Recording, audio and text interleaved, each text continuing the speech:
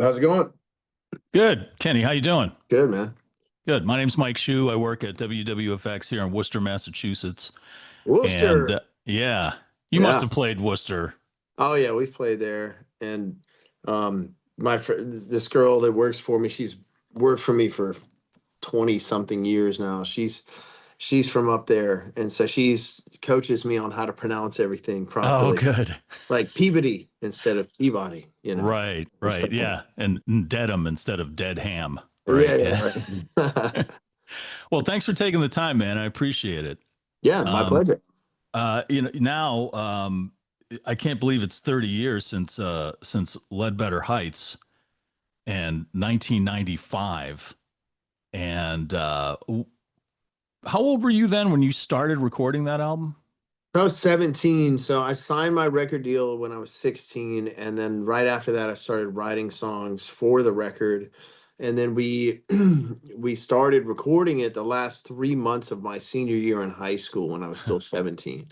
Then I graduated, we finished the record, and it was released in September of 1995. I turned 18 in June, so I was 18 by the time it came out. And so you were still in high school. You had 3 months left, did you say? Yeah, I did it, the last 3 months of my senior year experience in high school. Did you wrangle that into getting credit somehow as some kind of like work study program or something like that? Yeah, my parents, mom and dad went and talked to the school, and they explained to them the situation. And so I was recording in Memphis, Tennessee, and I'm from Shreveport, Louisiana. So, we had to drive up to Memphis. So I went to school. We had an agreement. They allowed me to miss the days of the week. So I went to school Monday, Tuesday, Wednesday. And then after I got out of school on Wednesday, they'd pick me up and we get in the car and drive to Memphis. And so then I would record Thursday, Friday, Saturday, and then drive back home on Sunday. And as long they give me my schoolwork in advance, and as long as I did my work and turned it in, then they excuse the absences because if you miss too many days, they can fail you. And my family was adamant that I had to graduate high school because we all know there's no guarantees in the music business. So they were adamant that I get my education. So yeah, we had an arrangement with the school, which ended up working out. I think only in a place like Shreveport, Louisiana, or anywhere near the birthplace of the blues, I have a feeling they would excuse that. But like, say up here in Worcester, I have a feeling the school administration would be like, I don't think so. you know, I just I think that's amazing. That's great. Was it hard coming back to school after recording for the weekend and doing stuff like algebra and geography and stuff? Yeah, I mean, I was definitely pulled in two different directions for sure. I mean, school was definitely not my passion. Music was my passion, but school was a fact of life, and it was a condition that my parents made when they let me sign the record deal that I had to graduate high school and get my diploma. I'm thinking about that time in what was going on in music, and that was like the birth of grunge and the whole alternative rock thing started exploding. And Mhm. you see young people or people of that age getting into music, and usually they start out with whatever's super popular at the time, or they're pushed Yeah. into it or something. But you stuck with the blues, and was that something you were adamant about, or did somebody say just stay with the blues? That No, don't try to fit in. it's just been my career path. I mean, my when I picked up guitar and started learning how to play, I gravitated towards blues. Now, not just blues. I mean, I grew up on all kinds of music. So and my dad was a disc jockey on the radio, and he ran the hottest radio stations in town, and he worked at many formats over my lifetime. So, when I was a kid, it was rock, then he did country, then he did top 40, then it was active rock. I mean, a lot of different stuff. So I saw everything, I heard everything. But when I started playing, I was just really loved blues music. I was really drawn to it because I loved guitar. Blues is generally guitar heavy music, and there's this passion and this emotion that's put into the playing of blues music that you don't hear in everything. And I was drawn to that. And so blues has always been a part of my sound. It's been a big part of my sound. I mean, some people would argue that I'm not a blues artist. Some people would label me as a blues artist. I just think I'm an artist that loves all kinds of genres. And as the years have gone by, if you listen to my most recent albums, you can hear so many different musical genres that we've incorporated in the sound. But the blues is generally the foundation for sure. Um, so you're recording this album, and then you're graduating high school. Did you immediately go on the road? Oh yeah. So as soon as I graduated, we hit the road. And we started off in my dad's Suburban, pulling a U-Haul trailer, and within the beginning of next year, we had graduated to a tour bus, and I started opening shows for BB King, and I did the Eagles Hell Freezes Over tour when the Eagles first got Wow. back together. I opened up for them for the entire European tour over there in Europe. So we were off to the races for sure. And it's we put the record out. You never know what to expect. If people are going to like it, if they're not going to like it, if they're even going to care, if radio's going to play it or not. But thankfully, Deja Voodoo was the first single that came out, and it shot up to number 5 on the rock charts. Before the end of the year, the record had sold 500,000 copies and was certified gold. It went on to become platinum, over 1 million copies sold. And that's the foundation. That's the beginning of the foundation of our fan base that supported us going on 30 years now. I mean, this was literally my introduction to the fans and to the world. And this is like the building blocks of like the initial building blocks of a career that's going on 3 decades. And so it's been a great experience for this tour that we're doing. So we recorded a brand new version of the record. We're gonna put that out probably around March in Oh, wow. conjunction with the tour. So we revisited the whole album, re-record it, which was a cool exercise because we had to study the parts and relearn a lot of the parts. There's many of these songs we have not played in an incredibly long time. And that prepared us for the tour, but it also took me down this trip down memory lane and put me back in, the headspace and those experiences and what that was like. So that was all very cool. But the new record is exciting because we did make some adjustments to some of the songs, but we didn't alienate what made them special. And so it should be a new listening experience for our fans when they hear the 30th anniversary edition. And then we're gonna do the tour where we play all the songs in live in concert for the first time ever. Because even back when the record was brand new, we never played all of these songs in a show before. So it's going to be a lot of fun. We're going to do that record, and we're going to do a bunch of other songs as well. And 2 sets of material. One set will be the Ledbetter Heights set. The second set will be a bunch of songs from many other records that we've put out over the past 30 years. Well, going back to this stuff, were you going through it sometimes and just saying, "Oh, was that me? Did No, I write that?" Or no. Thankfully, I'm pretty proud of my body of work, and if anything, like I was able to go back and go, wow, this is really great. Like, I'm very happy with it. I still get excited about the idea that I was 17 years old when I did that. And I think there's a lot of maturity in it. Obviously, it's going to mature a lot more as I got older and played more and had more experience. But I mean, what an incredible starting point for sure. And thankfully, I was adamant I was never going to let somebody talk me into something musically that I did not believe in and I didn't feel confident about. And I always made the record I felt inspired to make. So therefore, I don't have any regrets. I don't look back on any of my albums and wish that I had never done them.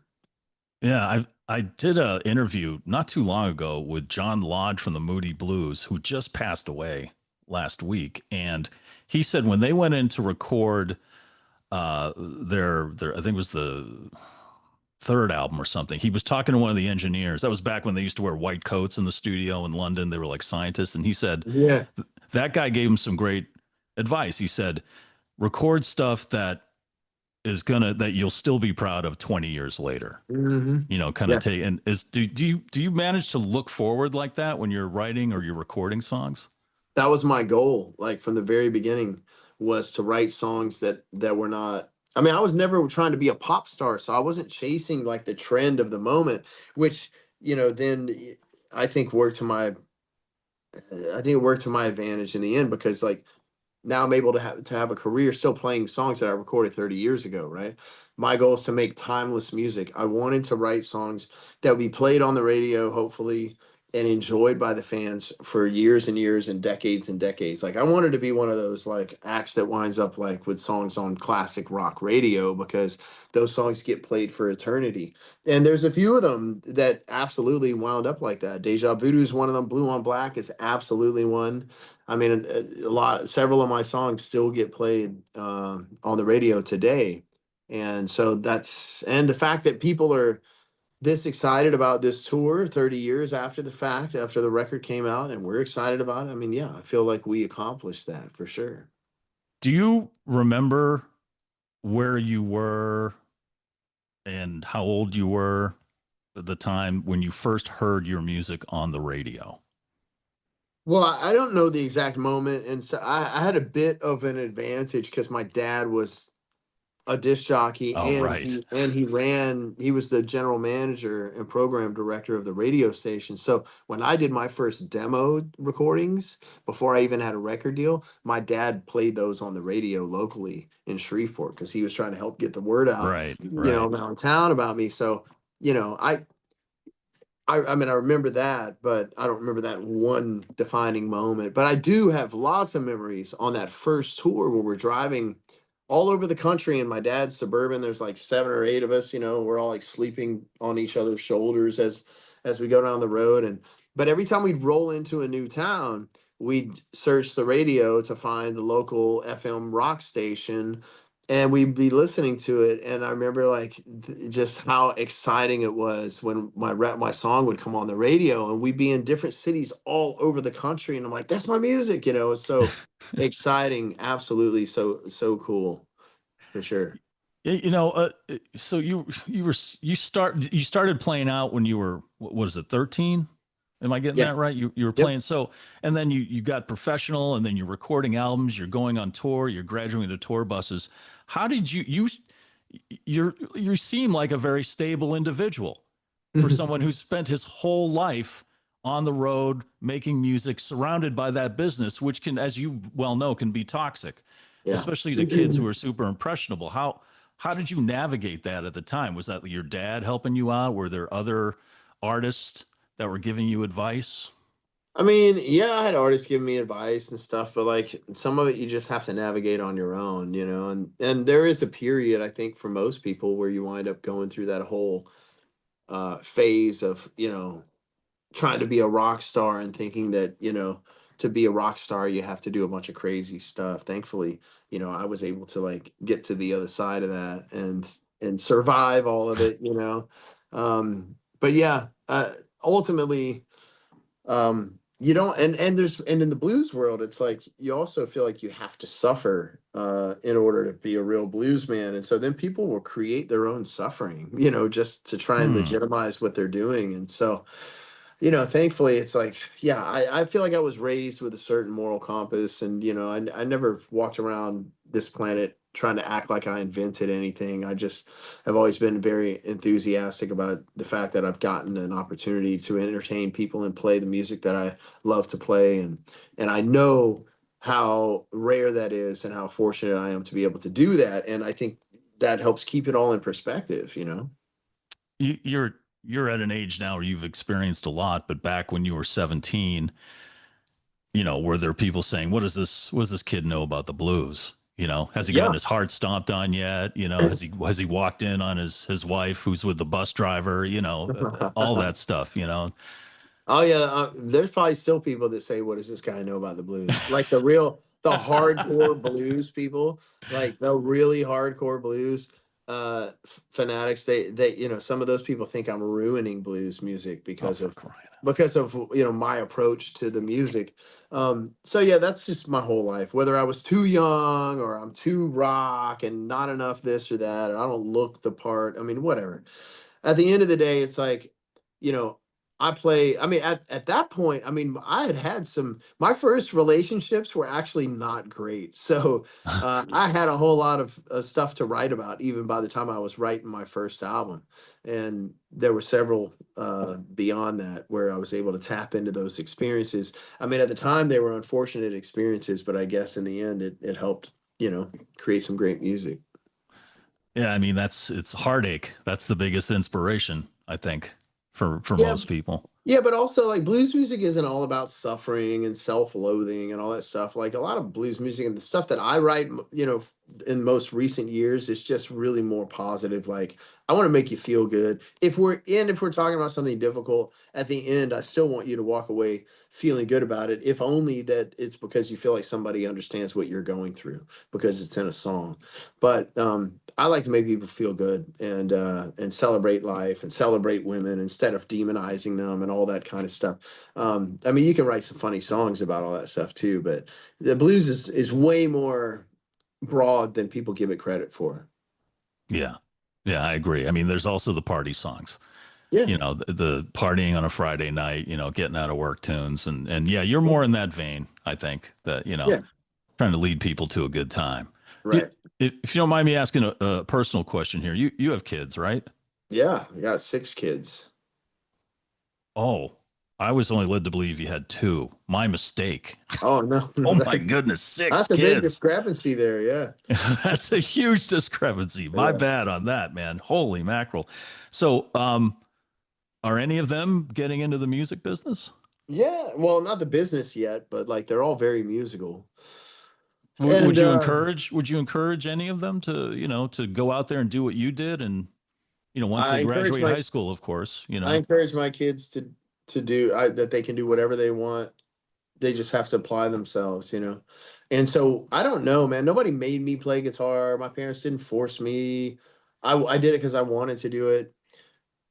Maybe sometimes maybe I could be facilitating that more for them, but my experience is I did it because I was drawn to do it and I love to do it, and so I didn't have anybody making me do it. And Mhm. so I'm not trying to make my kids do it. I feel like if they feel inspired to do it, then they'll pursue it, and I will certainly support them in that and embrace them in that, or whatever else that they feel passionate about. But yeah, I mean, my kids they're talented musically, and so I'm just who knows what they'll choose to do with it or choose not to do with it. But it'd be nice, certainly, if I mean, I like the idea of being able to make music with my family. Yeah. Kind of a Partridge Family situation. Well, not so much that, but like just around the house, or like, we were working on some stuff in the studio the other day, and I did invite my youngest kids over with my wife, and I had them doing tambourine parts and shakers and stuff. So that was fun. I mean, that was a really fun experience, and they'll be on one of my records as a result of that. That's great. That's Yeah. awesome. Well, Kenny Wayne Shepherd, thank you for taking the time. It's been a pleasure talking to you, and we're looking forward to hearing Ledbetter Heights all the way through in its entirety. March 7th at the Chevalier Theater in Medford. Welcoming you back to New England, and thank you very much, man. I appreciate it. Yeah, thank you. Appreciate Uh, it.